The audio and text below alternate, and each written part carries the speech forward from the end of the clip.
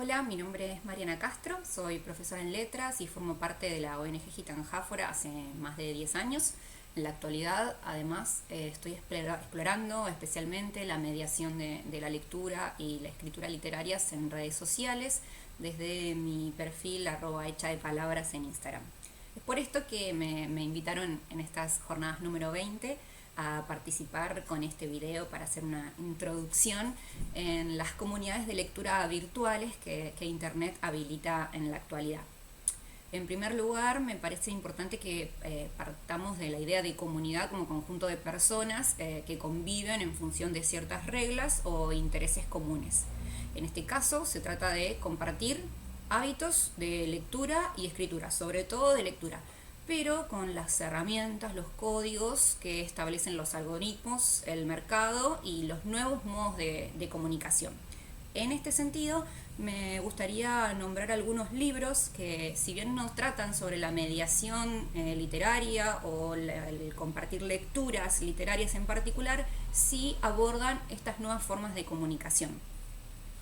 En primer lugar, tengo Pulgarcita, de Michel Serres. En segundo lugar, The Game, de Alessandro Barico. Y en tercer lugar, El amor por la literatura en tiempos de algoritmos, de Hernán Manuel.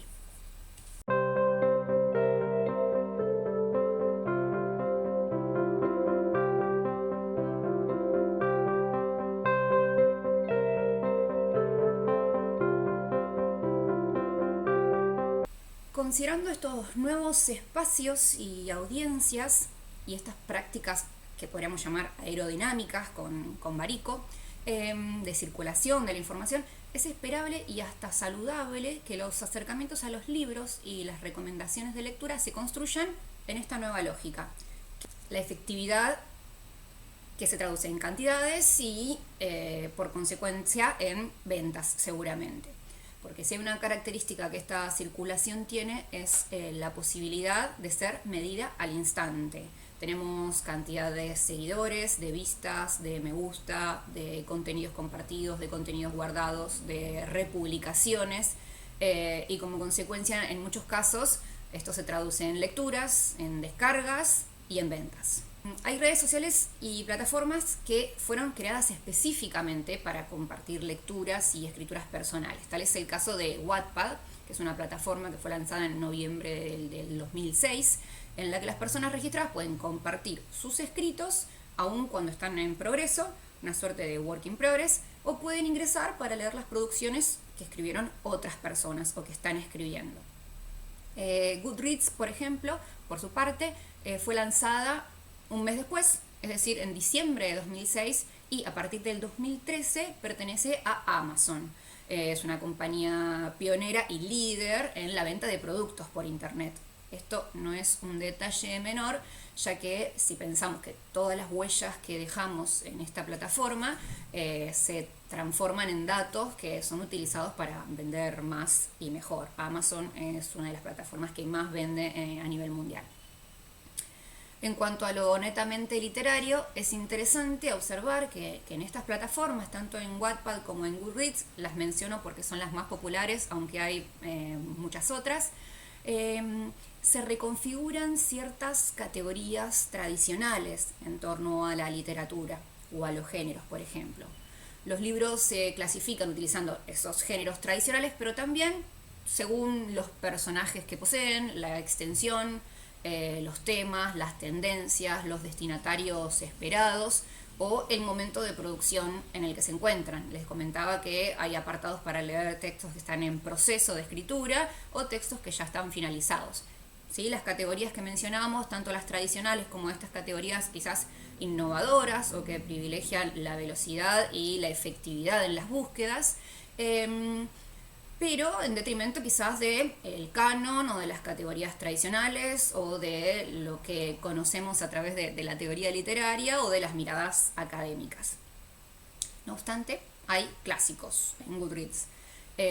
Los libros se comentan con el formato más tradicional para la recomendación, que es la reseña. O muchas de las producciones que hay en Wattpad son retellings, es decir, versiones de clásicos de la literatura universal, muchos de ellos hasta han sido publicados en formato físico.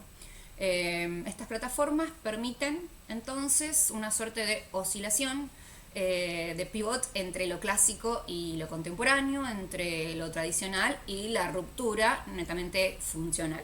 Estas plataformas habilitan e impulsan el desarrollo de lectores activos, podríamos denominarlos así, lectores activos, que se conforman como verdaderos prosumidores.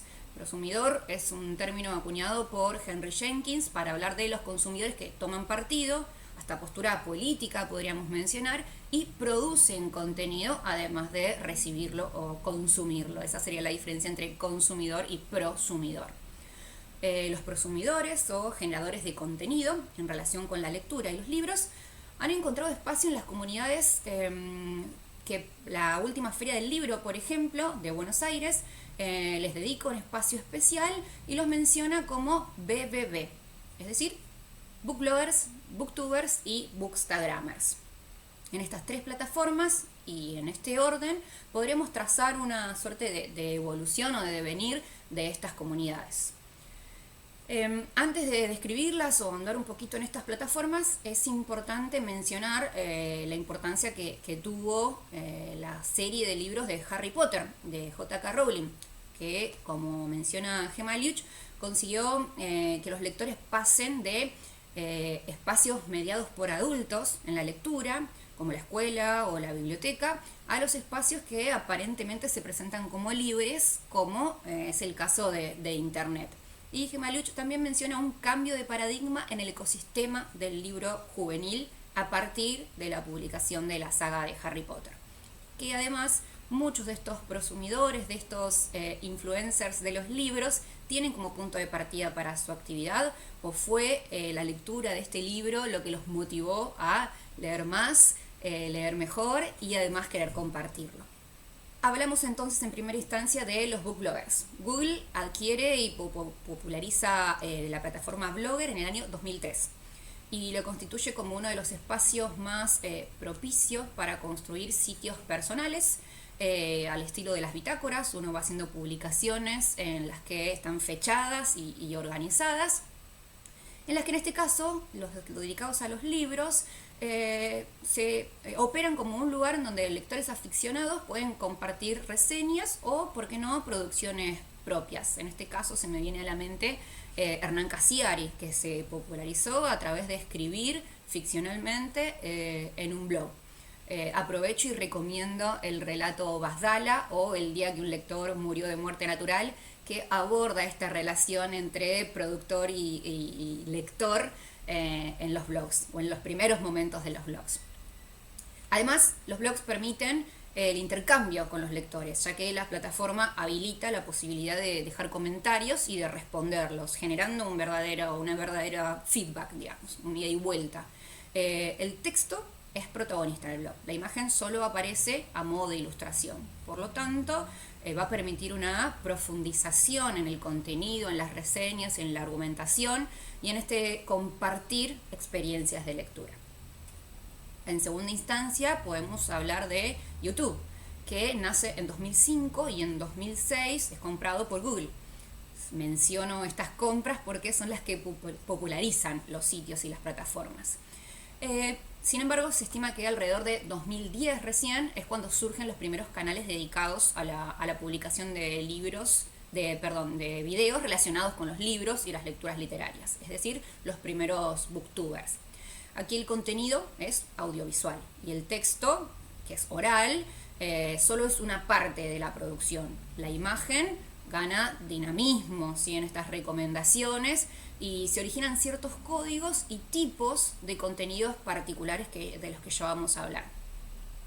Uno de los tipos de contenidos iniciales, o que podríamos marcar como el puntapié, es un contenido que se importa o se roba o se adapta de los canales relacionados con la moda y el estilo, que se adapta a los libros, como les mencionaba, que son el book haul, es decir, mostrar un recorrido por objetos que fueron adquiridos en un determinado periodo de tiempo, en este caso libros, ¿sí? A partir de compras personales o de colaboraciones, es decir, los regalos que hacen los autores, las editoriales o las librerías, regalos entre comillas, porque obviamente esperan una retribución que en este caso va a ser la promoción de esos libros. La booktuber más popular en el mundo es una mexicana, se llama Clau Read Books. Esto es interesante mencionar porque el nombre de nacimiento es reemplazado por el nombre del perfil o del canal, entonces no conocemos quizás la verdadera identidad, salvo que nos pongamos a investigar, de estos creadores de contenido, sino que los denominamos o los identificamos por su nickname o su nombre virtual, podríamos decir. Clau Read Books tiene más de 500.000 seguidores, suscriptores en realidad.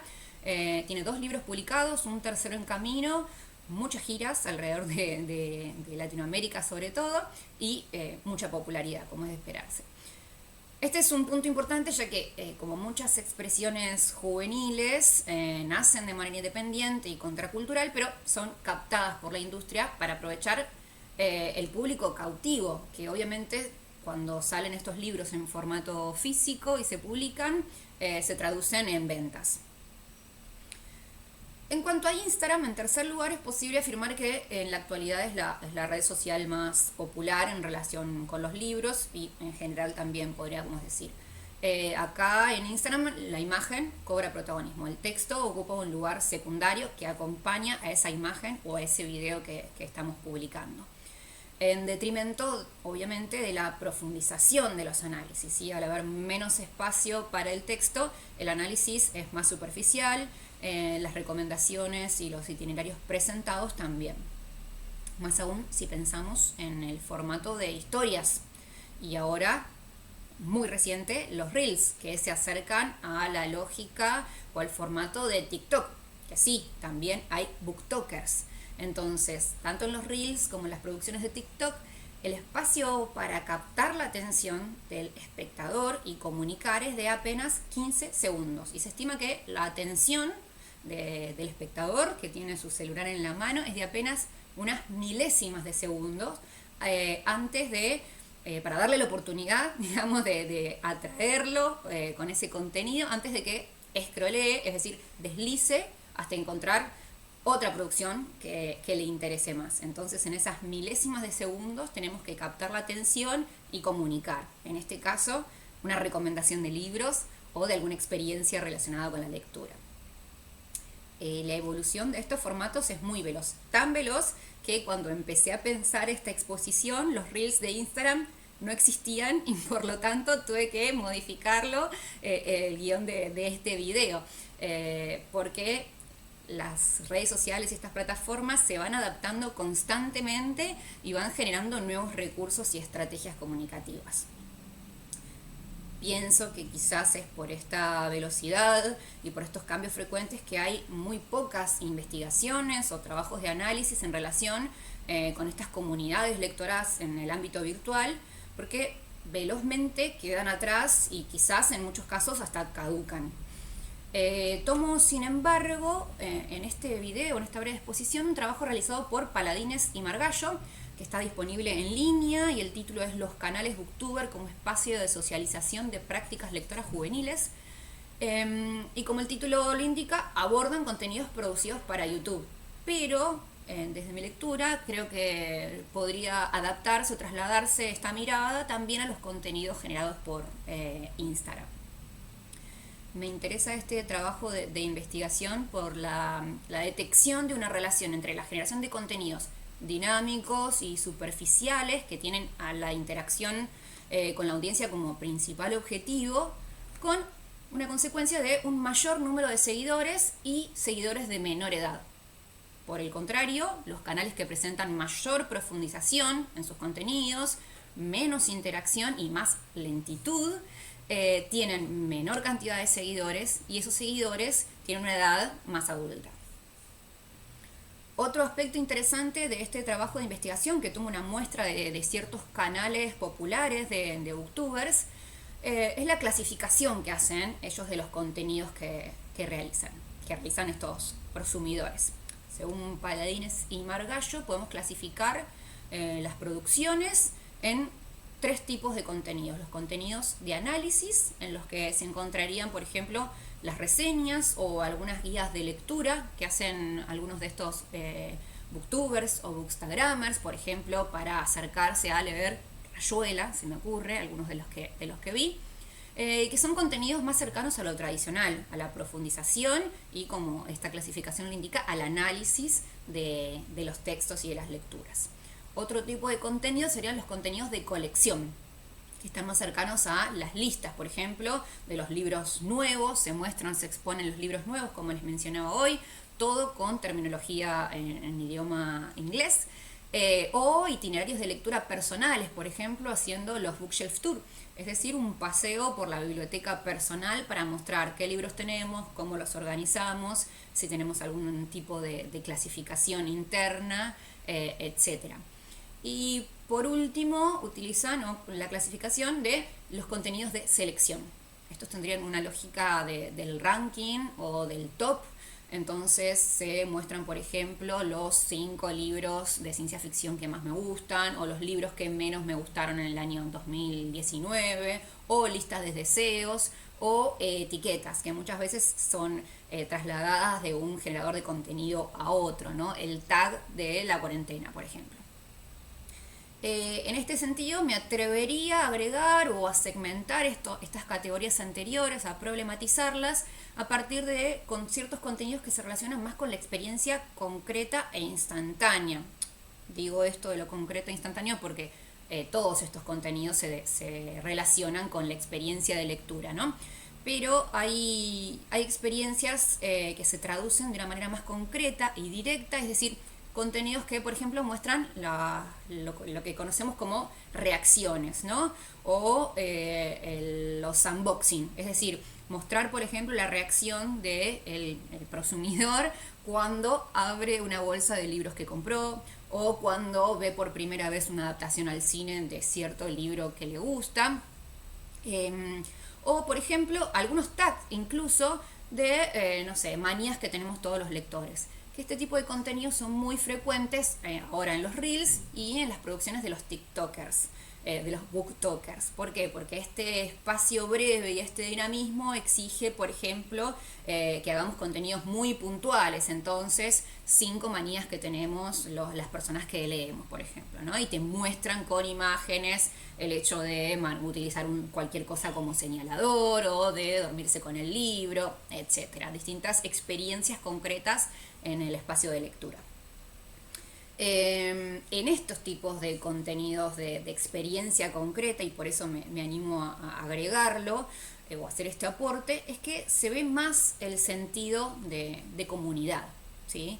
De pertenecer a un grupo de personas que tienen el mismo tipo de experiencias, aunque les gusten seguramente distintas cosas en relación con los libros y la lectura.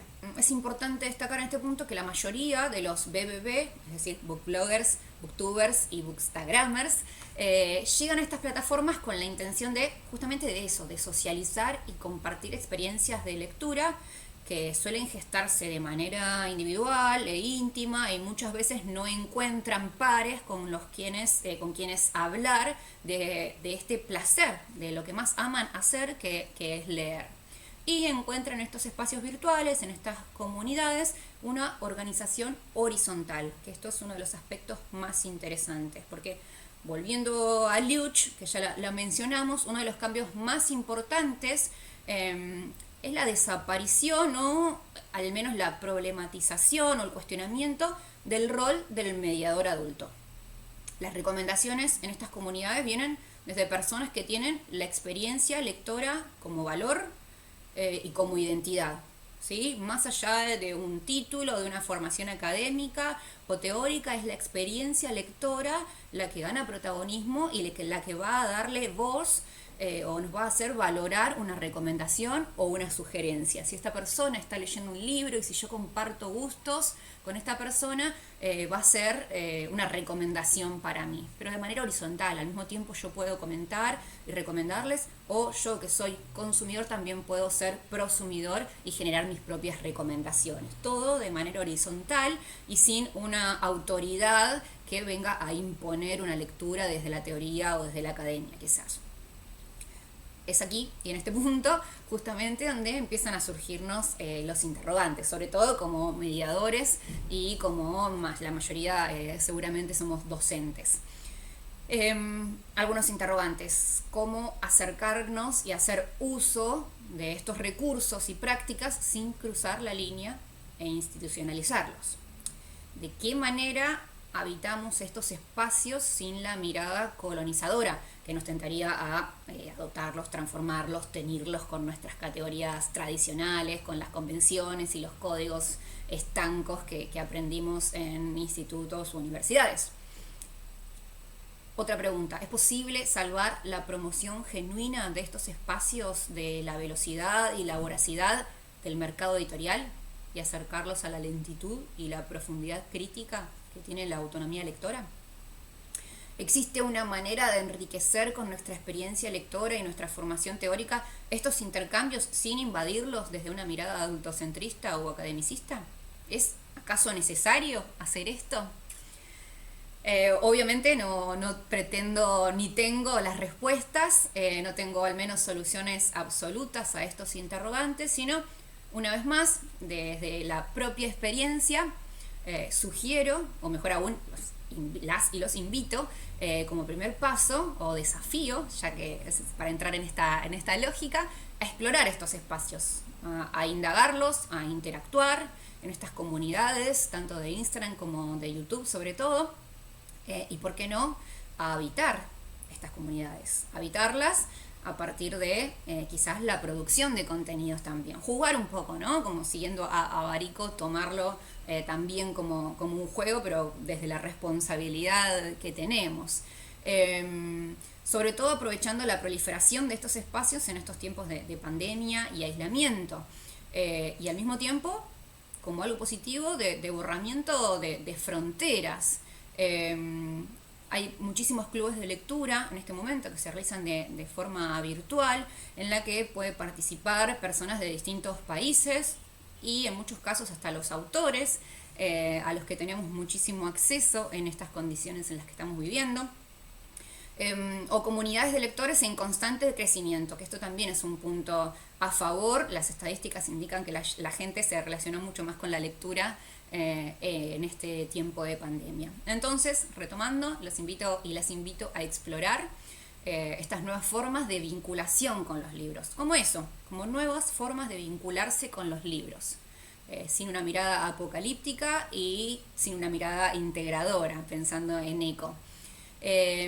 Para que las lecturas con otros, para que la lectura compartida sea acompañamiento, pero también sea abrazo, crecimiento y cohete espacial hacia nuevos mundos y posibilidades. Muchas gracias. Y si lo hacen, obviamente, compártanme la experiencia, me etiquetan @hechadepalabras para seguir con este código.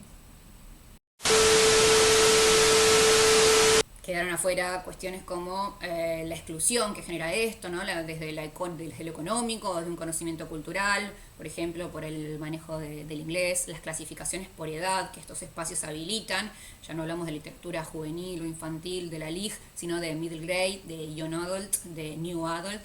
La experiencia de escritura, la lectura con esta lógica de Netflix, otra cosa que podríamos hablar. La transformación del concepto de libro, que hoy ya es imposible definir el libro como un objeto con páginas, la narrativa que generan los memes. Hay un montón de temas que sería imposible abordar en un solo video.